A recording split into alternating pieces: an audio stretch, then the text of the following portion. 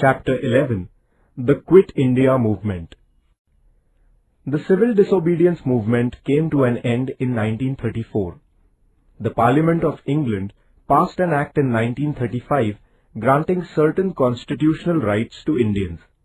According to this Act, Indians were to get more constitutional rights.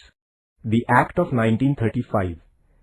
This Act provided for the formation of a federation of British-administered provinces and the Indian princely states.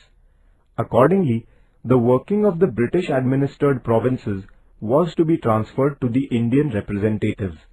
The rulers of the princely states refused to join the federation on the ground that they would lose their autonomy if they joined the federation. As a result, the federal scheme in the Act did not come to fruition.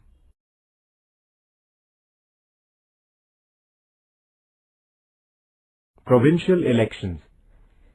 The Indian National Congress was not satisfied with the Act of 1935. Still, the Congress decided to take part in the provincial elections that were to be held under this Act. The elections were held in 11 provinces in the country in 1937. The Congress ministries came to power in 8 of the provinces. In the remaining 3 provinces, no single party could secure a majority, and therefore mixed governments were formed. The Congress ministries did useful and constructive work for the people. Political prisoners were released from jails. Basic education was introduced. Measures were undertaken to improve the condition of the Dalits.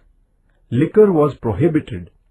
An act was passed giving debt relief to peasants.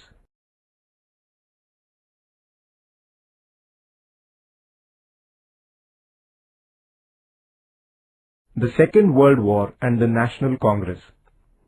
In 1939, the Second World War began in Europe. The then Indian Viceroy Linlithgow declared that India had joined the war on the side of England. England had claimed that it was fighting to save democracy in Europe. The Congress thereupon demanded that if England's claim was honest, it should at once grant independence to India. As England declined to immediately fulfill this demand, the Provincial Congress ministries resigned in November 1939.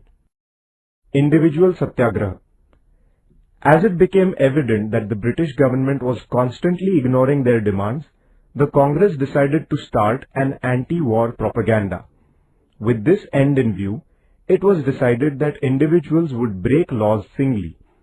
This is known as Individual Satyagraha. The first such Satyagrahi was Acharya Vinoba Bhavy. He was followed by nearly 25,000 individual Satyagrahis. Crips Mission. During the Second World War, England sided with America against Japan. The Japanese forces came close to the eastern borders of India. England then found the cooperation of the Indians indispensable in order to resist Japan, in case it invaded India. Therefore, the British Prime Minister Churchill sent Sir Stafford Cripps to India. Cripps came to India in March 1942. He placed certain proposals about India before the Indians. These proposals did not satisfy any political party in India. There was no clear mention of the demand for complete independence in these proposals. The Congress, therefore, rejected them. The Crips plan did not include the creation of Pakistan. Therefore, the Muslim League also turned down the plan. Quit India Movement. After the Crips Mission, the Congress firmly resolved to intensify the movement for freedom. The Working Committee of the Congress passed a resolution on 14 July 1942 at Wardha. The resolution demanded that the British rule in India be ended immediately, giving India independence. A warning was also issued that if the demand was not met with, the Congress would launch a non-violent struggle for India's independence. Quit India Resolution. A session of the Congress began at the Gowalia Tank, Kranti Maidan in Mumbai on 7th August 1942. Maulana Abul Kalam Azad was the president of the session. The resolution of the Congress Working Committee passed at Wardha that the British should leave India was to be finally approved in the Mumbai session. This Quit India resolution, moved by Pandit Jawaharlal Nehru on the 8th August, was passed with an overwhelming majority. It was also decided to start a nationwide non-violent movement under the leadership of Mahatma Gandhi.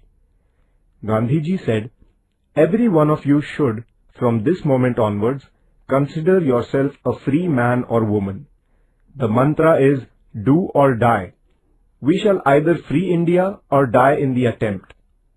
Gandhiji thus made a stirring appeal to the people to be ready to sacrifice even their lives to free their country. The people's movement begins. The British government tried to crush the movement before it started. On the morning of 9th August, prominent leaders like Gandhiji, Maulana Azad, Jawaharlal Nehru, Vallabhbhai Patel, etc. were arrested.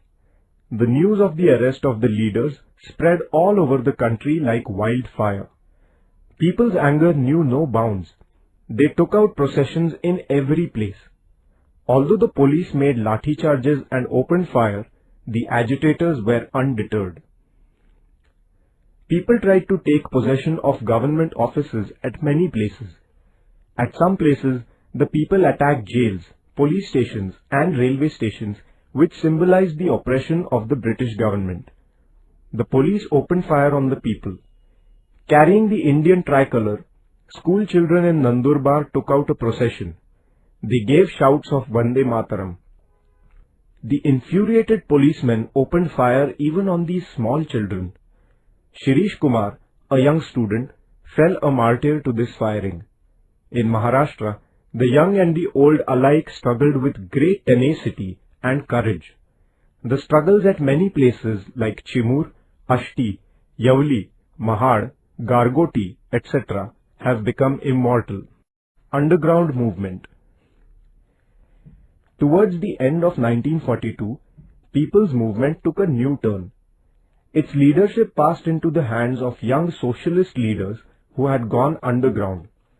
Jai Prakash Narayan, Dr. Ram Manohar Lohia, Chotu Bhai Puranik, Achyut Rao Patwardhan, Aruna Asaf Ali, Yusuf Meher Ali, Sucheta Kriplani, S.M. Joshi, Shirubhau Limaye, N.G. Gore, Yashwantrao Chavan, Maganlal Bagdi and others were at the forefront of the movement. The agitators disrupted communication and the government machinery by damaging railway tracks, cutting telegraph wires, blowing up bridges and so on. Groups like the Azad Dasta of Bhai Kotwal in Karjat Taluka of today's Raigad district and the Lal Sena of General Awari in Nagpur rendered the government helpless and witless for several months. Vitthal Zaveri, Usha Mehta and their associates had set up a secret transmission center in Mumbai. It was known as Azad Radio. It used to broadcast patriotic songs, speeches inspiring patriotism, and news about the agitation in the country. This encouraged the people to carry on the agitation. Such transmission centers were in operation for some time at Kolkata, Delhi and Pune. Establishment of parallel governments. People drove away the British officers from the districts of Midnapur in Bengal, Balia and Azamgarh in Uttar Pradesh, and Bhagalpur and Purnia in Bihar, and then established parallel governments there. Kranti Singh Nana Patil established a parallel government in the district of Satara. He was a source of inspiration for the people. With the help of his associates, he ended the British administration there and established a people's government. This government looked after such works as collecting taxes, maintaining law and order, punishing the criminals and so on. This government appointed people's courts which dispensed justice. The people too accepted the verdicts of these courts. To inculcate the love for their nation in the minds of the children, various organizations like the Rashtra Seva Dal, Azad Sena, Tufan Sena were formed. This government also undertook constructive work such as opposing the tyranny of money lenders, prohibition of liquor, propagation of literacy and opposition to caste distinctions. That is why this parallel government won the wholehearted support of the people. Nature of the August Revolution. The People's Movement of 1942 had fired up all parts of the country. Millions of Indians made great sacrifices for achieving the goal of independence. Many sacrificed their lives. The number of people participating in the struggle was so great that even all the prisons in the whole of the country were not enough to contain them. The patriotic songs composed by Sane Guruji, Rashtrasant Tukadoji Maharaj and others enthused the agitators further. This nationwide movement is also known as the August Revolution.